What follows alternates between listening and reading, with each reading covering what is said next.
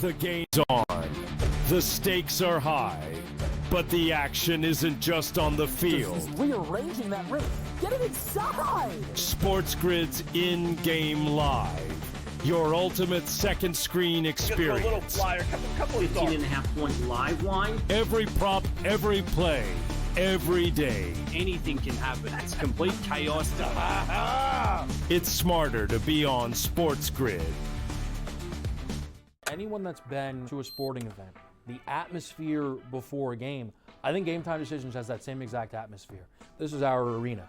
This is what we do. There is going to be an energy to Game Time Decisions that you will feel night in and night out. The excitement you get when you lock your bets in, when you're figuring out what you want to do, we can zone in on the biggest games each night. I want this to be the place that people come to before the games start so they feel as ready as possible to lock in their cards. We are going to hit every single one of those markets that you need to know about. We're going to go through every single thing, and I've got a great team behind me that's going to help me get the job done. There is not going to be a better place, I promise you, than Game Time Decisions to get that new information, react to it, and be able to then bet accordingly. We will have everything at our disposal, and we will use that to our advantage. I'm Kevin Walsh. Tune into Game Time Decisions from 6 to 8 p.m. Eastern on SportsGrid. The two guys that can do it all. Too much electricity this morning. This is a good time. We're having a lot of fun. I had to do a triple take. Ka-ching! Why? Because of parity. I didn't mean to offend. Yeah, it's not going to happen. Load management is a dirty word. Let him rip. You know what? Circumstances provide the results. What? How do you do this once? Oh, Donnie, you got such a good show there. A network that is booming. The Early Line, only on SportsGrid.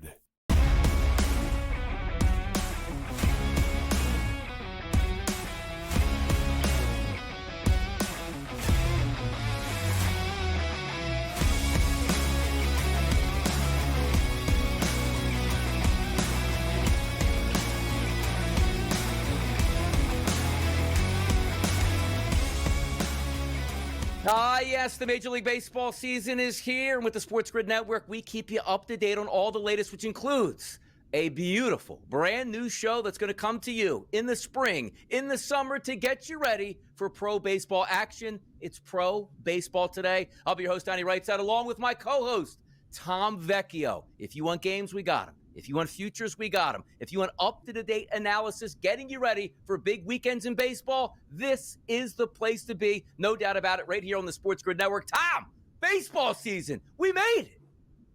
Yeah, we made it. We had a few games over in the Tokyo series. We are ready to get rolling. We are waiting for some of the teams to finalize their rosters as spring training is still going on, despite the fact that we had 2 regular season games. We'll get into that. We'll get into the futures. We'll get into what we like, what we don't like, what our preferences when it comes to betting, some futures. Let's get the ball rolling.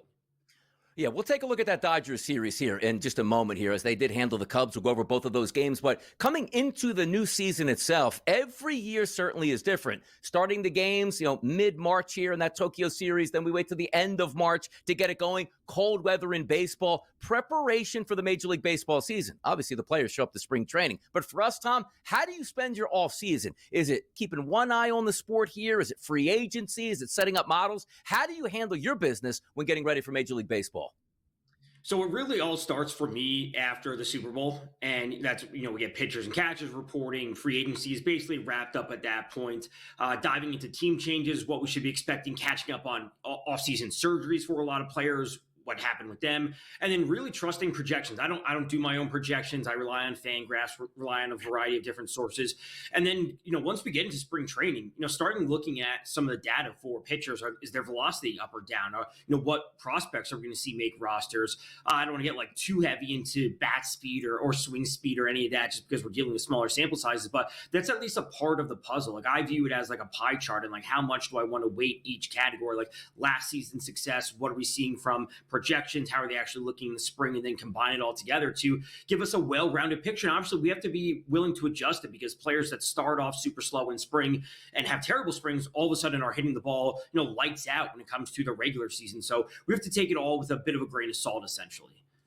Day-to-day handicapping is what I love to do, and it's why I love Major League Baseball. So for me, getting ready for the off-season, into spring training, into the regular season, it's taking a look at how some of these pitchers, as you're right, coming out of spring training, and most importantly, what the factors are going to be. I'm not really like, let's just say, a fantasy baseball guy. I'm more of just, again, the day-to-day capper. But early in the season, we're going to be figuring out whose bullpens are strong, who's going to be the closers, who's the 6th inning guy, 7th inning guy, 8th inning guy. And understand this, even the superstar pitchers to open the season aren't exactly stretched out. So there is a lot of guesswork in late March and into April, but that's the fun of it. That's the chess game that we have here when going over those certain numbers. But the chess game, Tom, already began, and it was overseas in Japan for the Japanese series between the Dodgers and the Cubs. And I don't think anybody is surprised that the Dodgers won game number 1 and then followed that up with a game number 2 victory. We'll get into the Dodgers in the series season itself. But at the same time, this series here with the Dodgers, expected for me, Tom. How about for you?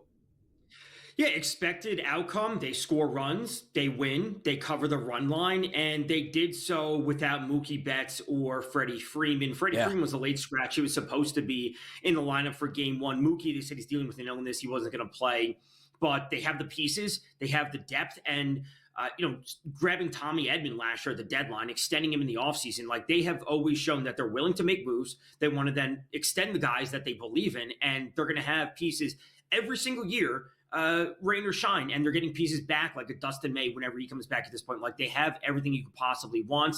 They're going to score runs. Their team total is going to look good. Like check every box you possibly want with the Dodgers. Yeah, they did. 4-1 again. We expect them to have a sensational starting staff, and that was on display in game number 1, a 4-1 victory here. 7 hits for the Dodgers, 3 for the Cubs, 2 errors for the Cubs, but it was Yamamoto on the mound. 5 innings pitched, 3 hits, 1 run, and 1 walk, and 4 strikeouts here, almost identical to what you figured, because if you have that type of starting pitching for the Dodgers with that lineup, it seems like it's going to be endless victories, like a 162-game schedule. It feels like, Tom, 150 plus, the Dodgers probably will be favored there. So no surprise from me. It's just a quirk where they start overseas, Tom, then have to come back for spring training games, then get the regular season underway. But the Dodgers pitching staff right out of the gate looks really good. Really good. There's going to be very few times throughout the year where we're going to get good numbers on the Dodgers, right? When they're home against the Rockies, what, minus 300, minus 350? We're even betting on their run line is going to be minus 175, minus 150. So I honestly think betting on the Dodgers, it might be in game. Like they fall down by 2 and all of a sudden you get them at like minus 125. Like that might ultimately be the best time to take the Dodgers because pregame numbers are probably going to be pretty juiced. Like not just pretty juiced, heavily juiced. Yeah, it's supposed to be on those numbers too, because that's where you try to find those intricacies. Where if you're actually betting the game, you say, dude, I don't want to take the Dodgers minus 225, or how about we take, Shohei Ohtani to get over 2 bases, or we take Ohtani to get an RBI or to score a run, or even a team total for the Dodgers, which will be inflated at times this season. But game number 1 was a victory, and also game number 2.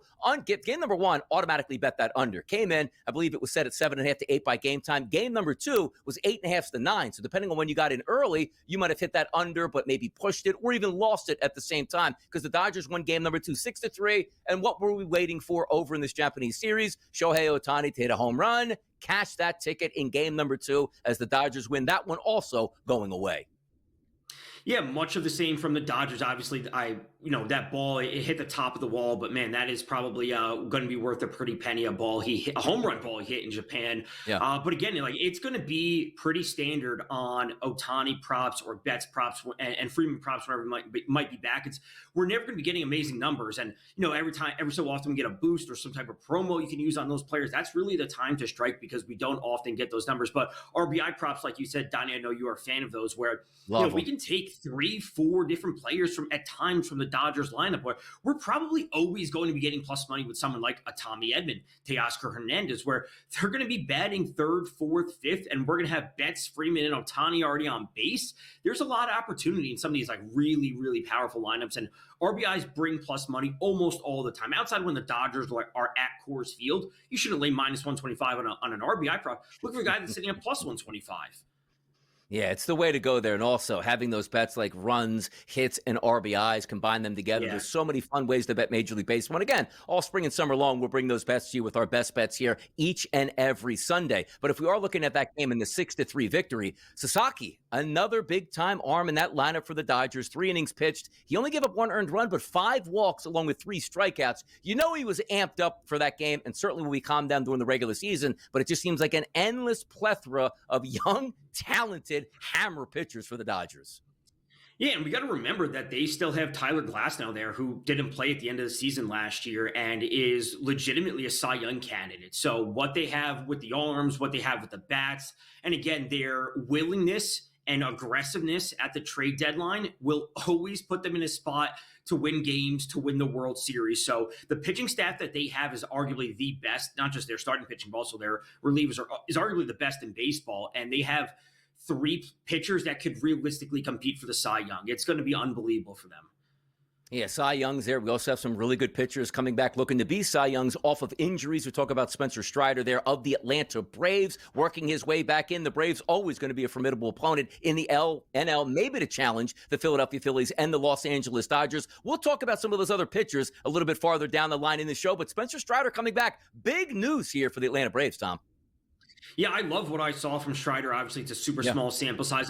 We don't have an official date on when he'll be returning, but if he is going to be that Cy Young caliber pitcher that we know he can be, I think it's honestly going to be a 2-horse race between him and Paul Skeens from Pittsburgh when it comes to Cy Young. Like, I think the other pitchers will be there, but getting the odds of where we could potentially get Strider now really does put him in a good spot.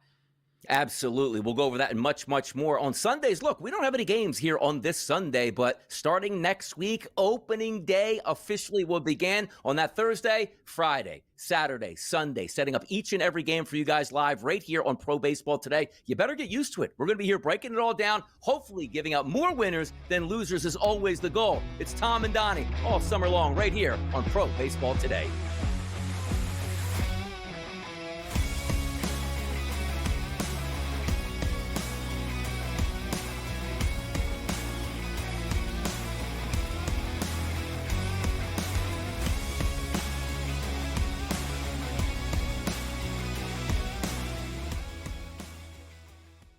That magical time of the year when everyone suddenly becomes a basketball expert. Highlight watching, mascot picking, bracket stressing. Sound familiar? Skip the guesswork with Bracket Central. Real expert picks, trusted analysis, and zero stress. Because choosing teams by mascot cuteness isn't exactly a winning strategy. Only on SportsGrid.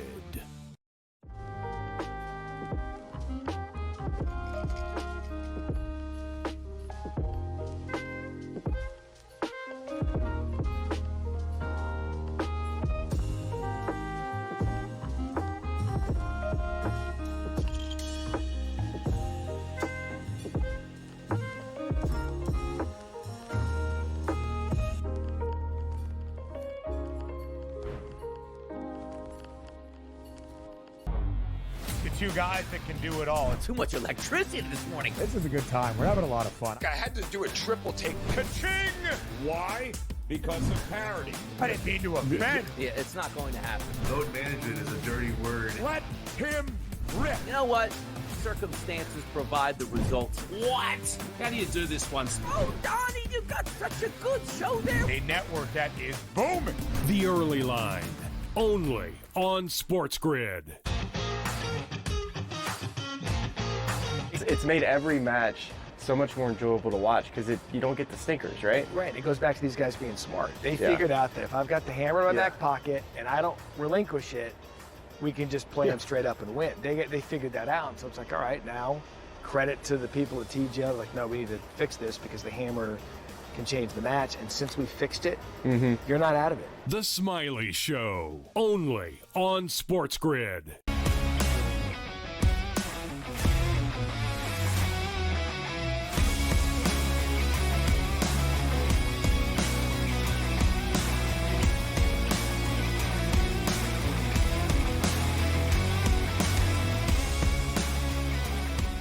Right back at it here on Pro Baseball Today. By the way, we'll be here each and every Sunday, 10 a.m., to 12 p.m. Eastern, bring you up-to-date information throughout the Major League Baseball season, designed to go over that entire card and keep you updated on the hot topics throughout the week. But on this show today, as we said, we don't have any live games. It's the perfect time, Tom, to get in here and go over each division, some teams to take a look at, and certainly some players to watch, and always the lightning rod in the AL East. If we take a look at the anticipated standings, as I like to say with the odds, the Yankees, the Orioles, the Red Sox, the Rays, and the Blue Jays in that order. Price points, Yankees plus 160, Orioles plus 280, along with the Boston Red Sox, and then the Rays at 7-1 and the Blue Jays at 10-1. Tom, when you see these numbers, what sticks out to you first?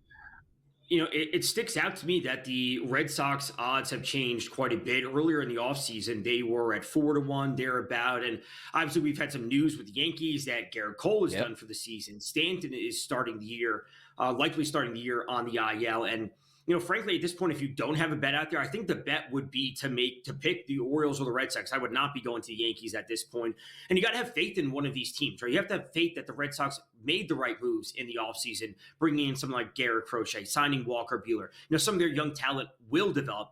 And then you have to have faith in the Orioles that also their young talent will continue to develop. They also have to be a little bit more aggressive at the trade deadline, where they have to be willing to give up one or two of these prospects to get a top talent pitcher to go alongside what they have. And Grayson Rodriguez might not be ready to start the year for the Orioles. So they need some other arms in that rotation. And I really think they need to make that move. So I have no interest in the Yankees, even though I am a Yankees fan. I think going to the Orioles or the Red Sox would be the right move from a betting perspective. It makes sense, and I'm with you on that wavelength, because sometimes it's always price appropriate, right? Like, look at the Yankees. Nobody's saying the Yankees can't win the AL East, but at that price point, you're going to tie up a plus 160 price, because the one thing that we always get upset with to start a Major League Baseball season, or quite frankly, Tom, any season, you come into the season injured already, it usually doesn't get better. And we're not talking about injuries to the third or fourth man in the rotation. You're talking about Garrett Cole, one of the best pitchers, if not the best pitcher in the American League, that's not going to pitch this season. Giancarlo Stanton, one of the biggest hammers in your lineup, is probably not going to be ready for a few months off the table, even if he becomes ready at that point. So when I'm looking at the roster for the Yankees and the anticipated starting lineup on opening day, Wells, Judge, Bellinger, Goldschmidt, Chisholm Jr., Volpe, Dominguez, Rice, and Cabrera. I look at that lineup and say, that's plus 160 to win a division? I don't see it right now. You don't see it. There's a lot of question marks. Will Paul Goldschmidt be able to return to form? Will he have some type of line of protection? Will Dominguez, obviously their top prospect, will he actually develop? Will he actually, reach some of these expectations with the nickname The Martian? What are we going to get from the bottom of their lineup? So you could say that the top of their lineup is pretty darn good, but we can poke holes in a lot of the roster spots that they have. The same thing can be said about a lot of teams. Not just in the AL East, but across the league. And the Yankees at that price point are not worth it. If they start off slow and you can get them at a 3-1, maybe we can have that discussion. But right now, it's a no. Exactly. Like, even you take a look at, I know we have the projected stats for this year, but last year, of course, Judge was sensational. Outside of that, Austin Wells, 229, Cody Bellinger, 266, sort of a reclamation project coming over into the brightest spotlight you can have at Yankee Stadium. You take a look at Goldschmidt, who hit 245, Chisholm Jr., 256, Volpe, 243, and then Dominguez, you hope turns into something, 179 at the Major League Baseball level, Ben Rice, 171, and Oswaldo Cabrera at a 247. Not a lot to love. And then we talk about the pitching staff, where I like the signing of Max Fried. That was a quality move, saying, hey, that's a great number two to your number one, but you lose your number one, and your number two has to step up to the number one. And then the question marks like Marcus Stroman and Will Warren come into it. Way too many question marks for me for the Yankees. But understand this. How can the Yankees do well this year right out of the bat, Tom? Like, it's perceived they're not just going to go in the tank. There's still a lot of talent there. Who has to step up in that lineup for you next year? I think it's Bellinger and Goldschmidt providing some type of stability and lineup protection, because if they struggle, like we've seen Goldschmidt struggle, we've seen Bellinger struggle over the last few years, if they struggle and then we also see Dominguez don't develop, we don't see Ben Rice do as well, then their lineup has some serious gaps, because to an extent you could pitch around Wells, Judge, and maybe Chisholm is doing okay. Like, you can pitch around 3 or 4 of those hitters knowing that the bottom 4 or 5 are not threatening. So if you can just get Judge out, you really are in a bad spot if you're an opposing team. And then it's going to come from Clark Schmidt, if he's going to be ready to go. Will he make his first start? It's going to be Max Fried being a true ace, and Rodon having some level of consistency, which we didn't see last year. We saw strikeouts from him last year, but he also got hit really hard at times, and they can't have that to start the season, because a bottom portion of the lineup may not be good on offense. You're right. He can't hide this year. That's the best point of like you have to step up to that contract and perform in that situation. If you look at some of the other teams in the division, as we noted to start, the Baltimore Orioles at a plus 280 price along with the Boston Red Sox. The Orioles are a fun baseball team. There's no doubt about it.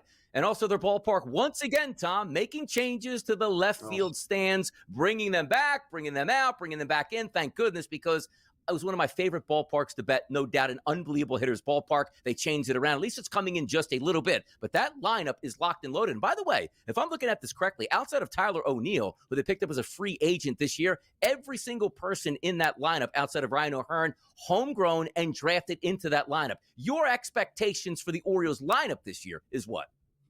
Ton of offense, as usual. Yeah. What they have with the moving the wall in, like you said, I would like, I do have some interest in their team total. I think that's in a very good spot. But again, as much offense as they had, the question marks comes from the rotation. With Grayson Rodriguez expected to miss the beginning of the season, they have some veteran arms. They signed Charlie Morton, Cade Povich, one of their young prospects. He really needs to step up. He needs a spot to see a lot of innings if Rodriguez isn't healthy. So as much offense as they have, the pitching rotation, I think, is going to be the thing that holds them back or just doesn't allow them to exceed expectations when it comes to the Orioles, because the offense is going to be there. Yeah, you're right about that, too, because you're taking a look at, who's going to be those pitchers. A couple of guys that are going to start the year on the IL, wait for them to get back. But it's Zach Eflin, Charlie Morton, Dean Kramer, Sugano, and Povich. And you take a look at some of those ERA guys. And I understand, we talk about ERA to start the season. Don't really factor that in once it gets there. But just as almost like a benchmark. Like Eflin, 3.59 ERA, which is quality. The next couple guys, 4.19, 4.10, 5.20. And then you take a look at what Sugano has to offer. But the one thing we do like is in a ballpark such as Camden Yards, the ability to hit, that team, the Orioles, can do that. 37 home runs last year out of your leadoff guy, Gunnar Henderson. The sky is the limit there. You go down the list there, 19 home runs, 18 home runs, 18 home runs, 25 home runs. It's all there for the Baltimore Orioles to challenge. So the rest of the AL East, is it really a three-team race? Can anybody else challenge? We'll take a look at some of those teams, including the Boston Red Sox. I got to tell you, I like those Red Sox next year with that lineup. We'll be right back for a quick preview of the AL East as it continues right here on Pro Baseball Today.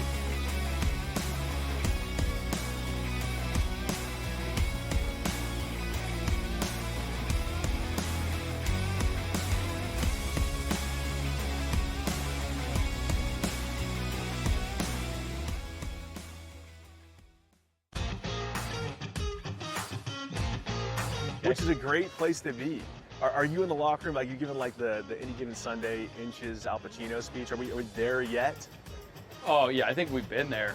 We're gonna have a long talk with Rob today about the 99-199 issue from last week. Like, I just don't get how he is still employed. We gotta talk to ownership about that one. The Smiley Show, only on SportsGrid. They are a street ball team. They remind me of an and one team, right? Yeah. They are street ball fast, park fast, playing in the hood. They are no joke, McNeese. Yeah. They can beat anybody. Well, they won 27 games as well for a reason. It's a bracket. You trust the team to make a run. Feels good until it doesn't. And that's didn't feel good for all that long. Kansas. Only on SportsGrid. The game is on. The stakes are high, but the action isn't just on the field. He's rearranging that ring.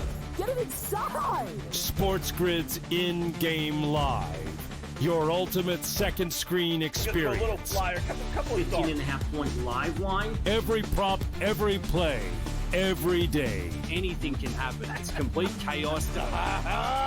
It's smarter to be on SportsGrid. That magical time of the year when everyone suddenly becomes a basketball expert.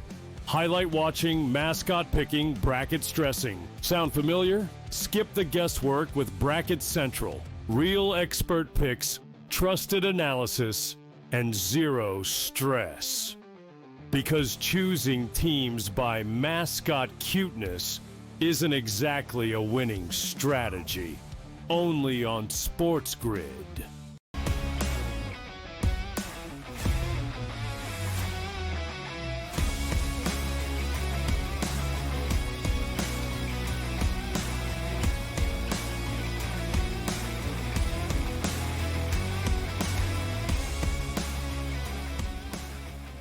We continue with the AL East right here on Pro Baseball today. It's Tom Vecchio, it's Donnie Rightside here, breaking down everything you need to know to start the Major League Baseball regular season. If technically it even started overseas in Japan with the Dodgers and the Cubs. One of those lightning teams to focus on would be the Boston Red Sox. We talked about the Yankees and the Orioles. And keep in mind, again, price points matter. Plus 280 as that number to win the division. For the Orioles, the same identical number right now with the Boston Red Sox. I take a look at that lineup. Duran, Devers, Bregman, Casas, Story, Abreu, Wong, Hamilton, and Rafaela. I love it. I look at that and I get excited. Even if Rafael Devers wasn't excited that Alex Bregman came to town, loves his bat, doesn't like his position. What's the outlook for us for the Boston Red Sox? Because for me, legitimate chance for me, they can win this division, Tom. Are you telling me no? What are you telling me? I'm saying that this is probably the best the Red Sox have looked in 4 seasons like this. Things are pointing up, and the pitching staff has been the issue for the Red Sox over the past few years. They've kind of remedied that, bringing in Crochet, signing Walker Buehler. I think those are great moves. The top of the lineup is awesome. The point of concern of we're going to poke holes in every team, what they do well, what they don't do well, would be some of those young, talented players, Campbell and Raffaello. Will they develop? Will Trevor Story stay healthy? Because obviously he hasn't over the past few years. What will the dynamic at the top of the lineup look at? Because, I am personally, I think Duran is a player that you can trust kind of day in and day out for total base props. He can steal bases. I think he's up there to be one of the top 10 in the league when it comes to total hits, which is a bet that I always like. They have the power. Casas has plenty of power as a lefty. The bottom portion of the lineup, I think, needs to develop. But I think, again, kind of like the Yankees, if those players do develop, the top of the lineup can kind of carry things. Plus, the improvements they have in the pitching staff with a bona fide ace or assumed ace with Garrett Crochet, they have the pieces that you want. And again, earlier in the offseason, they were seeing about 4.5 to 1 to win the division. And then the injuries hit the Yankees. So if you like the Red Sox, I think the time to strike, even though the numbers moved, is now before they get off to a hot start, because it's not going to stay there. Yeah, give me an idea, too, because Trevor Story last year, only 106 at-bats that he had, 2 home runs hit, which obviously isn't what they expected when they signed Trevor Story. Is he the key cog to that line? Look, I know we have Devers and Bregman there, but if Story can give you some of that power and some of that grace that we saw in Colorado, that's a massive lift in that lineup. It is. I also, the middle infield, what they do with Christian Campbell, one of their top prospects, what they do with him. Bregman said he was willing to move to second base if Devers is going to play third. So I think Trevor Story needs to be, I just don't want to say, do the bare minimum. He needs to be acceptable, but he can't be bad. If he's at least good enough, I think the rest of the lineup, again, will work around him, because when you have bona fide hitters, like a bona fide all-star in Devers, if he's going to be out there and Bregman does his thing, they can have a very, very solid top 5 or 6. Yeah, I do agree with that. I'm excited for them. And again, the top 3 teams is going to be a lot of fun to watch. The Yankees, we'll see how they sort of work around some of those injuries. And we always know Judge is probably good for an IL stint from here or there with some players they can step up. Same thing with that lineup. We talk about the Orioles, which is powerful in a hitter's ballpark. We also just talked about the Boston Red Sox. Great hitters in some of those smaller ballparks again, which you can see that segue coming up here. Usually, Tom, we go, hey, look at those Tampa Bay Rays, always in the mix. A 7-1 price, not to win the AL, to win their own division. And one of the things that we always hate to handicap is, can anybody score down at the Trop? Well, Tom, there is no Trop this year. So before we talk about the Rays, let's talk about where the Rays are going to play this year. Yeah, they're playing at George Steinbrenner Field, which I believe they're changing the name to, but they're obviously playing. I think so. But this stadium has the same dimensions as Yankee Stadium. So we got that short porch, closer walls. There's some real offensive potential. Now, we used to look to a lot of unders on Rays games. Pitching props are always good there, but the hitting, I think, will come through for the Rays. They're obviously at the spot where they are in terms of the odds, but the Rays, to me, are always a team where they're greater than the sum of their parts. Individually, they may not be amazing, and their strength has generally been their pitching staff, but I think the offense is something that we have to be lukewarm on to kind of excited about this year. No, and you're right about that. And usually the excitement doesn't come from you trying to handicap the Rays, understanding how long their starting pitcher is going to go, what opener they have that night, or sort of those combinations where they like to pinch hit late in the innings. They drive me nuts when you bet them. But also, one of the things that does is when you take a team that you like the pitching matchup and it's down in the Trop, it's subtract a run or two from that. You're now going to be playing in the heat and humidity. And Tom, we were talking over the break where you're even going to have pitchers that you really like to start and go, well, what happens if this game starts at 7:05 and we know right around dusk there's usually a shower that knocks the starting pitcher out? But the one thing I love is the fact that I don't have to worry about a ball that looks like, Tom, it's going to be hit 450 feet just to come up around the warning track at the Trop. If that ball carries in those dimensions in that ballpark, it's going to be a fun summer down in Tampa Bay to actually bet offense and not just take the total unders here. There's one more team I want to get to quickly here after the break. That's the Toronto Blue Jays with what happened to them? The expectations aren't there. Pro Baseball Today. It's Tom, it's Donnie. We'll be right back.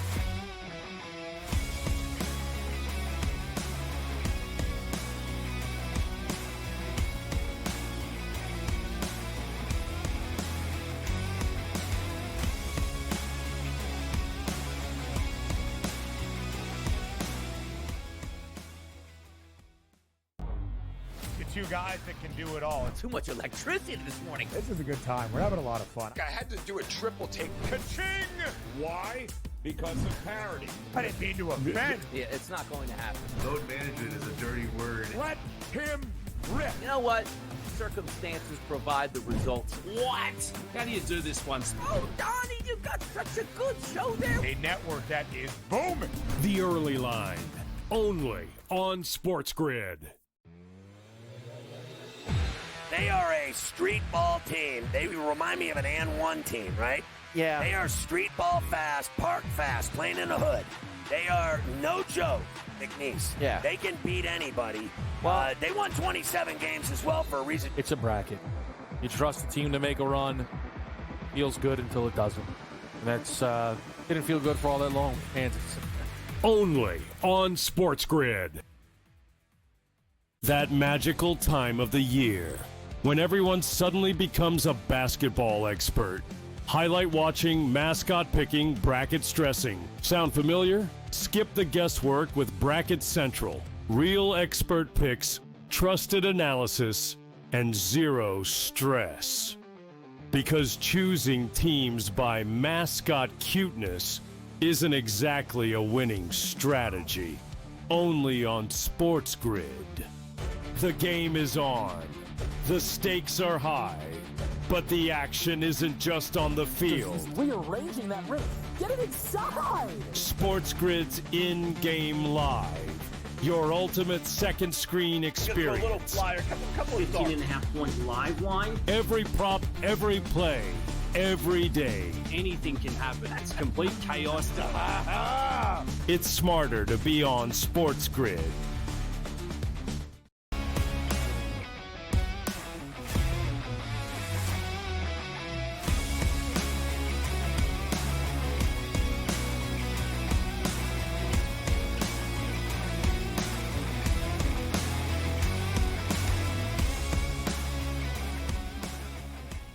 Right back out of here, Pro Baseball Today. Tom Vecchio, Donnie Right side here. Got you all spring and summer long every Sunday morning. This is the place to be right here on Sirius XM Channel 159 on the SportsGrid Network. But my goodness, as I was teasing coming into the break here, what's the deal with the Toronto Blue Jays, one of the most talented teams in baseball just a few short years ago? The sky is the absolute limit for that team, and now we find them in the basement in the odds market at 10-1 to win the AL East. Tom, what happened with the Blue Jays? Why are we talking about 10-1 prices here and not being somewhat favorites? So many things changed with the Blue Jays. They just never put all the pieces together. Injuries, whatever it may be, talent not developing. When it comes to the Blue Jays this year, I think the range of outcomes is massive, specifically for their offense. I am personally invested in Vladdy in a future, which we'll get to later in the show. The bottom portion of their lineup is not good. A lot of people are expecting a bounce back from Bo Bichette. Absolutely can happen. Can George Springer stay healthy? We're going to wait and see. Santander, I think, is a great pickup for them from the Orioles in the offseason. Their top three hitters, top four hitters have plenty of offense. The bottom portion of their lineup with Jimenez, Kirk, Wagner, and Clement are not good. Their pitching staff is the thing that's going to hold them in games. And although Max Scherzer, I believe he's dealing with a thumb issue at this point, Yariel Rodriguez could be their fifth starter, but Barrios, Gausman, even Bowden Francis, one of their young prospects, like they have the pieces in pitching to keep them in games, but their offense, they could score 10 runs, they could score 2 runs. I don't know what we're going to be getting from them. And like guys like Alek Manoah, right? He comes up to the Major League Baseball, like, man, they got to start it for the next 10 years. And before you know it, the guy can't even throw it over the plate and is sent down to the minors trying to find some things, which really is just a microcosm of what has actually happened to Toronto. It's a great hitting ballpark. They even moved the fences in Toronto, and already a great hitting ballpark, and it just hasn't equated to victories. Let me ask you this question, though. Vladimir Guerrero Jr., the expectations are high. We'll get to that. I know you have something a little bit later in the show. But if we talk about Vladdy, he's embroiled in a contract controversy where he wants $500 million. So I'm going to ask you two questions. Number one, does Vladdy sign long-term with the Jays? Or number two, is Vladdy by midseason, if Toronto Blue Jays don't have a great season, on another team by trade deadline? He won't sign with them. I don't think he'll be extended there. I think there's just too much of a gap, which is part of the reason why I love him this year. He's going to have an awesome season at the plate and then show them what they're missing out on. And I don't think he'll be traded. I think that is that's waving the white flag. You'll lose the fan base at that point. You can at least go into the offseason and have a meeting with him to at least keep the fan base there and say, oh, we tried. We just couldn't get to the number, and someone else ends up signing him. That's what I think is really going to happen. Yeah, it's interesting to watch it play out. It's a shame because it looked like they had that core that was going to stay together for 5 and 10 years and be dominant and eventually take over for the Yankees or the Red Sox. It just never came to fruition. And not only fruition, it's not even like they're battling right now. 10-1 price when the Yankees are at a plus 160 and everybody is ahead of them at this point. Not a good sign for the Toronto Blue Jays. Let's head over to the AL Central here, a fun division. I always call it the land of misfit toys because it feels like just about anybody at any time can win this division. And if we pop up the odds market here, the Twins are the favorites here in the division. Preseason plus 220, the Tigers plus 230, the Guardians plus 290, the Royals plus 310. Do you see that? Look at those numbers all stacked up back to back. And then the Chicago White Sox, who, Tom, just a few short years ago, we thought they would command this division for the next decade, and it completely fell apart for them. Yeah, the story of the Central is you kind of have to pick your horse. Like we're dealing with kind of minor differences between the price points. We're it's just a few cents here or there. You kind of have to have your team. You got to stick with them throughout the season. You got to know the flaws that they have. You got to know that they're going to be trading games every which way. They're going to be jumping up and down from first to fourth, back up to second, wherever it might be. And then you just pick against the White Sox when you have a good number because they're going to be terrible. Are they going to be as bad as they were last year? Probably not, but they're still going to be a team that we pick on early and often throughout the season. So my expectations for this division is going to be, it's going to be the Wild West. We're going to see teams juggling for position the entire year. I think one of them will make it. Another one will be at least in one of the wild card spots. And it's going to be awesome because there's a ton of young talent. And I can't wait for Luis Robert to be traded from the White Sox to an actual contender. Yeah, we were waiting on that last year, particularly as a Philadelphia Phillies fan. He was one of those guys that they were targeting, hasn't moved on yet. Maybe he does this year because they are a long way away. But let's take a look at some of the fun parts of this division, which includes the Detroit Tigers. And that starting staff, it starts Skubal, who was phenomenal last year with an ERA of 2.39, 192 innings pitched here, 228 strikeouts. They add Jack Flaherty in the offseason this February as a free agent. Reese Olson, Casey Mize, and Kenta Maeda follows that out. But let's focus on the top of that rotation. Skubal and Flaherty, a good 1-2 punch with Skubal. Can we repeat what we saw last year? Because if they do that, they might just be the front runner in this division for me, Tom. Yeah, you can make the case that he's the best pitcher in this division, which gives them the best shot to win overall. As good as those top two are, I'm actually most interested in Jackson Jobe, which is one of their prospects who's going to be coming up. Donnie, you mentioned earlier that you're not a big fantasy baseball guy, which, well, I am, and I'm big into the prospects. Who's going to be coming up? Who's going to be making that, next big punch for a team? And Jobe is going to be one of those players. So Skubal and Flaherty, I think we know we're going to get. Reese Olson, we know Casey Mize is a former top prospect of theirs. But Jackson Jobe, I think, is going to play a player we really have to keep our eyes on. And then their lineup is pretty solid. They brought in Gleyber Torres in the offseason. But Riley Green and Kerry Carpenter, I think, are going to be the core of that lineup that bring a ton of power. Yeah, they're going to strike out a good amount, but we can look for some RBI props from them.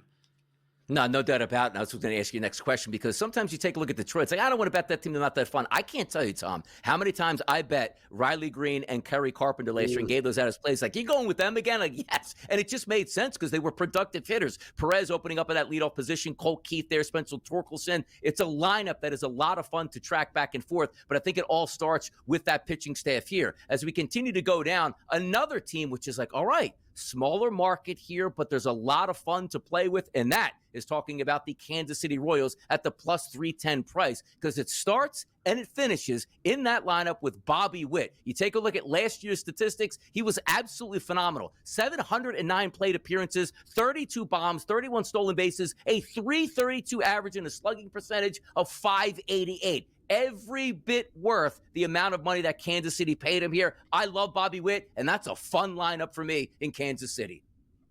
I also love Bobby Witt. As you know, last year I spoke about him heavily to lead the league in hits, which he came through at 19-1.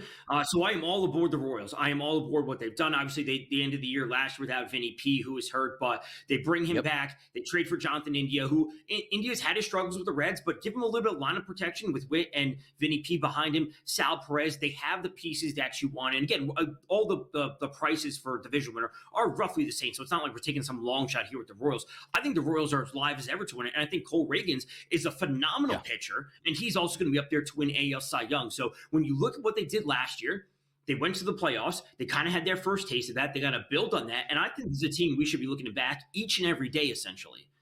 Yeah, again, from last year, which if you weren't paying attention to the Royals, they were a lot of fun to bet, and that lineup is pretty strong. India's going to take over probably in that leadoff position here. Salvador Perez, always get a kick out of that, where signed as a teenager in 2006, not 16, 2006, and still doing it in a big way. Massey, Renfroe, you got some power, you got some speed in that lineup. It's a lot of fun, but the pitching staff, and that's the key here. You might not see them as household names per se, but just ERA-wise last year, 3.14, 3.35, 3.31, and even Chris Bubic, 2.67.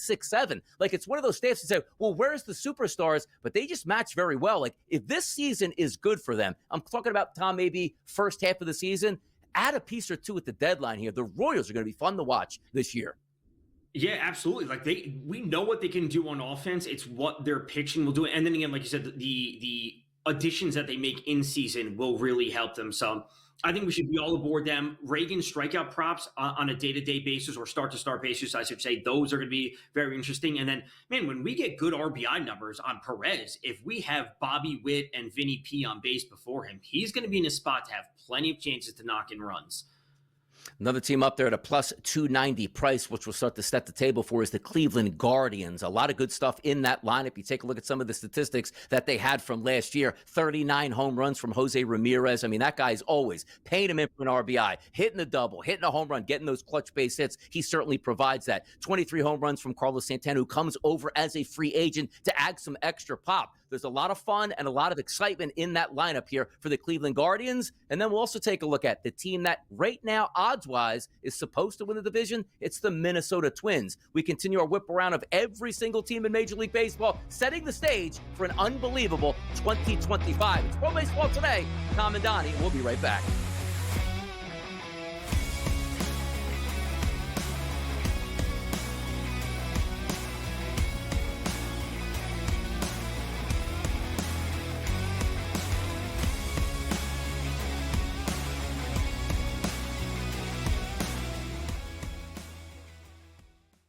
The game is on. The stakes are high. But the action isn't just on the field. He's rearranging that roof. Get it inside! SportsGrid's in-game live. Your ultimate second screen experience. A little flyer, couple of 15.5-point live line. Every prop, every play, every day. Anything can happen. It's complete chaos. It's smarter to be on SportsGrid. Anyone that's been to a sporting event, the atmosphere before a game, I think Game Time Decisions has that same exact atmosphere. This is our arena. This is what we do. There is going to be an energy to Game Time Decisions that you will feel night in and night out. The excitement you get when you lock your bets in, when you're figuring out what you want to do, we can zone in on the biggest games each night. I want this to be the place that people come to before the games start, so they feel as ready as possible to lock in their cards. We are going to hit every single one of those markets that you need to know about. We're gonna go through every single thing, and I've got a great team behind me that's gonna help me get the job done. There is not gonna be a better place, I promise you, than Game Time Decisions to get that new information, react to it, and be able to then bet accordingly. We will have everything at our disposal, and we will use that to our advantage. I'm Kevin Walsh. Tune into Game Time Decisions from 6 to 8 p.m. Eastern on SportsGrid. The two guys that can do it all. Too much electricity this morning. This is a good time. We're having a lot of fun. I had to do a triple take. Ka-ching! Why? Because of parity. I didn't mean to offend. Yeah, it's not going to happen. Load management is a dirty word. Let him rip. You know what? Circumstances provide the results. What? How do you do this one? Oh, Donnie, you got such a good show there. A network that is booming. The Early Line, only on SportsGrid.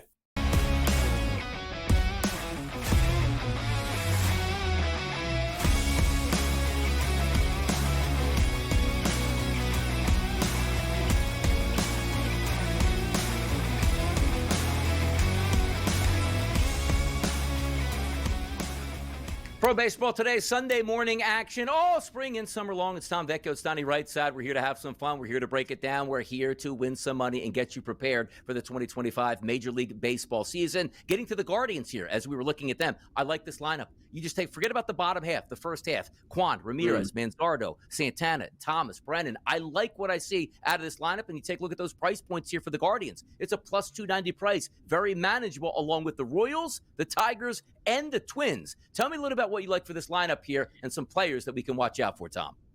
Yeah, I was going to say the same thing. We know what we're getting from Quan. He dealt with some injuries last year, but he's not going to hit for a ton of power, but he's going to get on base, great average, doesn't strike out. J-Ram, MVP candidate, we know we're going to get it from him. Santana, the veteran, RBI power, we know we're going to get it from him. But the trio of Manzardo, Thomas, and Brennan, that's the most interesting part of the lineup for the Guardians. I think they have plenty of potential. I also really like their pitching staff, and even though they don't have Shane Bieber yet, who is on his way back, there's no official date, but Tanner Bybee, I have a ton of faith in this year. I have a season-long prop on him, which we'll get to at the end, and I think Gavin Williams is in for a big year. So they just need to kind of hold, I don't want to say tread water because that's like putting it in a bad way. I think they are going to be good. But if they can be like in a good spot and then get Shane Bieber back, you got to watch out for Cleveland this year.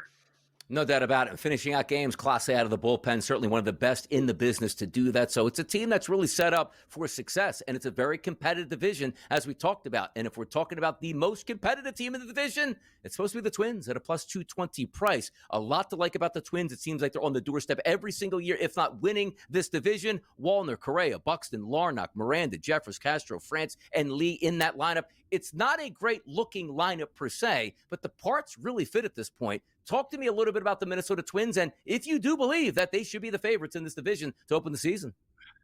I don't believe they should be the favorite. I can make a case for the other three teams, the Tigers, the Guardians, and the Royals. Those two teams I like. I don't like the Twins. And a lot of it comes down to maybe it's just a little bit of variance where Carlos Correa was injured last year and he should have had a lot better stats than he did.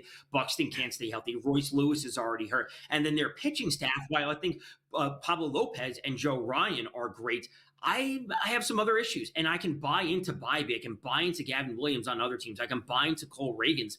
And I just can't say the same thing about the Twins. So I think they shouldn't be the favorite. That's what it really comes down to. I want to make efforts and positions on other teams. It's just not the Twins for me. Yeah, no, and I agree with that, too, because you are looking at the pitchers. And look, it is last year's statistics, but just ERA-wise, fours, high threes, fours, close to 5 with Chris Paddock. It's not a great-looking lineup and a great baseball team, but just getting a lot of respect because we're used to the Twins challenging. But 4 legitimate teams in that division that will challenge for that division championship, and there's a reason why we didn't spend too much time with the Chicago White Sox. They're just passing by at this point. You look at that price point, right? 210 to 1. It's like, man, to win the World Series, that's a crazy price. That's the division.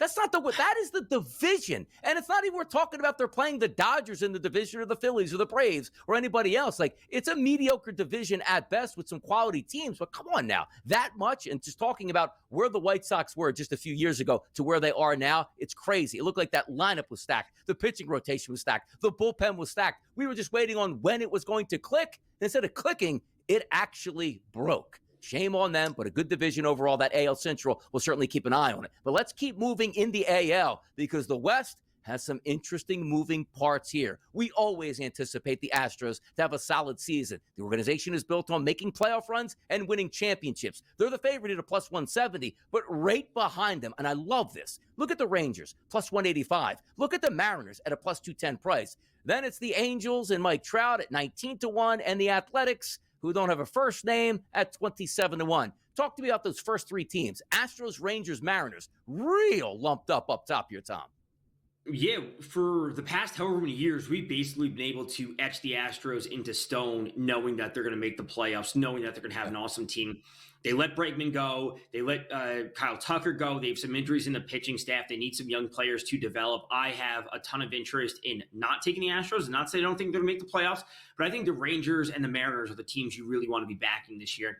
Really like what we have with the potential for the Rangers pitching staff. I know DeGrom has to stay healthy. That's what everyone's going to be talking about. But Jack Leiter and Kumar Rocker, obviously, two young pitchers. If they have a chance to really step up and really, really eat some innings for the Rangers, I like their price point. I really like the Rangers lineup. And I know they had a down year last year after winning the World Series, but they have a ton of potential in that lineup, ton of RBIs. Garcia is one of my favorite players to bet RBIs or home runs with because he has an immense amount of power. Yeah, he strikes out a lot, but he also has that RBI. Simeon, Seager, Wyatt Langford, another young player, Josh Jung, who needs to stay healthy. They bring in Jake Berger, who I'm invested in this year as well. I love the Rangers this year. When it comes to the Mariners, it's all about their pitching staff. They have arguably one of the best pitching staffs in the league behind the Dodgers. It's their hitting. Can they get the offense going? Because we know what we can get from a Logan Gilbert, from a Luis Castillo, from Wu, whatever it might be. But the offense from the Mariners is that point that needs to be improved on. Every single year, Tom, we have the same talking point on Seattle. Look at that fun young pitching staff. Can they find anybody that can hit with power? And it seems like for spurts, they find those guys, but long-term, you just can't trust them. One of those teams that we've been able to trust for so long has been the Houston Astros, but a lot of changes to that lineup as well. You're looking at Altuve, Paredes, Alvarez, Walker, and Diaz. Free agents coming over like Christian Walker there, and as well as the trade made in December for Isaac Paredes at this point. So when we line this stuff up and say, all right, missing pieces, some guys change, Bregman's out of town, Tucker's out of town, there are missing pieces here. I'm not saying they're a better version of what they were last year because you have to see if Isaac Paredes is really the guy that he's supposed to be to step up. So there are question marks with Houston. And also, the pitching staffs that we are used to with Houston was, man, they're really dominant top to bottom. Now you have some question marks. Like, yes, we love Framber Valdez in the ERA last year of 2.91. But then you take a look at Hunter Brown. Hit or miss at times last year, and you're relying on Spencer Arrighetti, who's one of my fade guys last year. It's not a lot to love for the Astros, but they seem to find themselves, Toms, always in the mix when it matters. Yeah, I think Brown and Arrighetti are kind of going to be like the tipping point for the Astros because if they step up, if they improve on what they did last year, they're going to be in games. You know, will we see Christian Walker maintain a high level of consistency? Will we see Alvarez obviously being an MVP candidate? Yes, and yes for those things. But Jeremy Pena, one of their young players, I think this is going to be a big year for him because if he can really jump up in the lineup, really bring a lot of protection to someone like Yordan Alvarez, knowing that there's a qualified hitter behind him, that lineup can be dangerous. The bottom portion, I still have some questions about, but I think Arrighetti and Brown will be the key pieces for the team this year. Absolutely. And also, we don't talk about the White Sox all that much. I do want to spend a minute or two talking about the Athletics, and the reason we don't call them Oakland or Los Angeles or Vegas or whoever, they don't have a home. Let's talk about that next.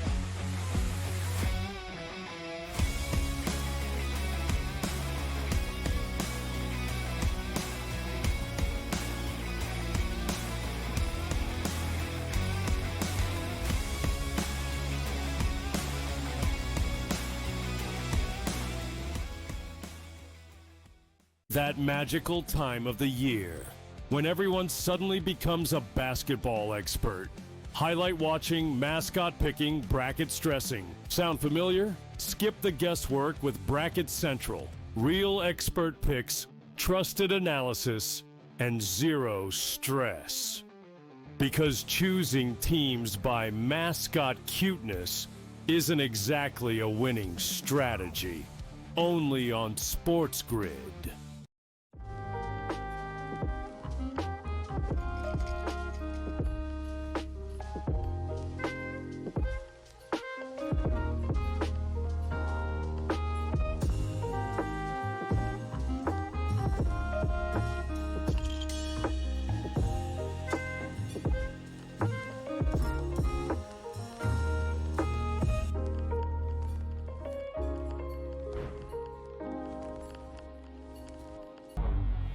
Two guys that can do it all. Too much electricity this morning. This is a good time. We're having a lot of fun. I had to do a triple take. Ka-ching!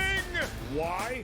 Because of parity. I didn't mean to offend. Yeah, it's not going to happen. Load management is a dirty word. Let him rip. You know what?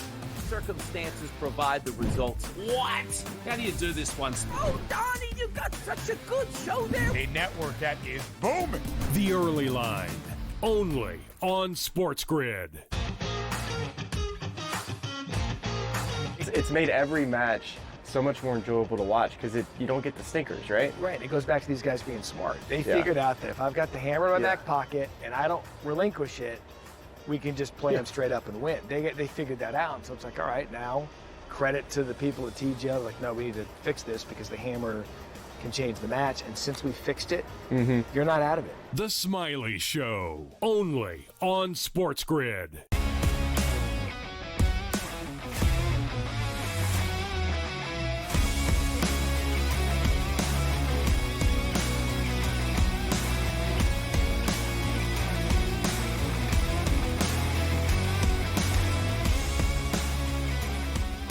Did somebody say athletics out here? Is it Oakland? No, not necessarily, but they're staying in the state of California in Sacramento, which means one of the worst hitting baseball stadiums in Major League Baseball, which stole so many of my props just on foul balls alone that turned into outs. We're not going to have to worry about that. Heat and humidity could be an issue in Sacramento. We talked about the team in Tampa Bay, the Rays, no longer playing at the Trop, one of the worst hitting places in baseball. It seems like as an RBI backer or a guy that's looking for base knocks, this is good for baseball, but is it really with Oakland? A team that's going to be trapped, and again, I call them Oakland because where are they? Nomads at this point. When will they actually wind up in Vegas? But talking about this baseball team, is there anything to like about it other than they're just the A's now?